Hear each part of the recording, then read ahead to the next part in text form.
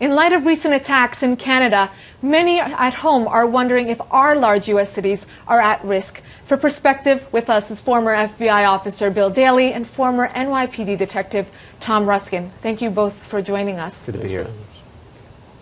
Are we at a bigger risk than we were before?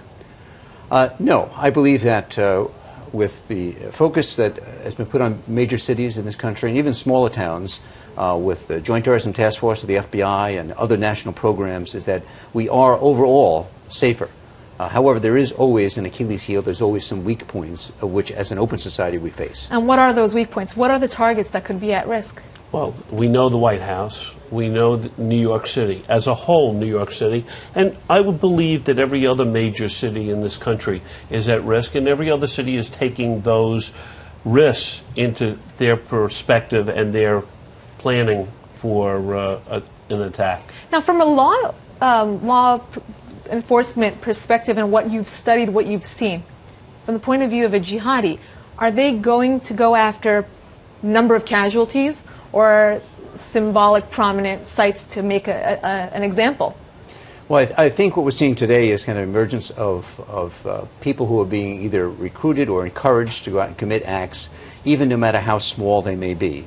As much as the terrorists, the international terrorist groups, the ISIS and even Al-Qaeda would certainly like to carry out a very large event, and still certainly aspirational, if not, if we heard in the past few months, planning stages for such things.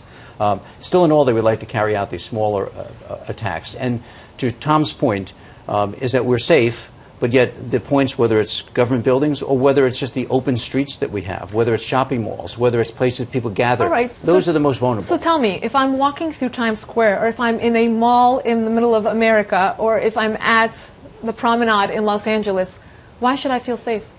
Because you know that law enforcement is doing everything in its power to keep you safe. Is it enough? In different cities, they have Hercules teams, which are responding, fast response teams, heavily armed officers that respond based on intelligence or based on throwing Al-Qaeda off. But are regular police officers trained to respond to this new type of threat? Yeah, more and more, yes, they are, and you will see some major cities where the police will be carrying additional equipment with them. They're concerned about, biological, chemical type of weaponry.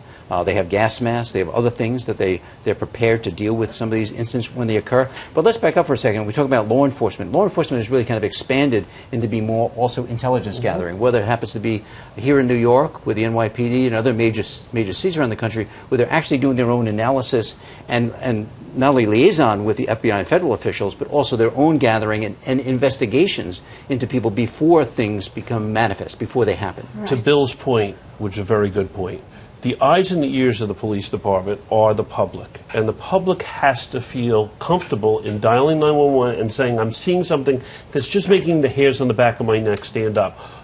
In major cities, they're also depending on security. In New York City, as we well know, every single building in Midtown has a security force.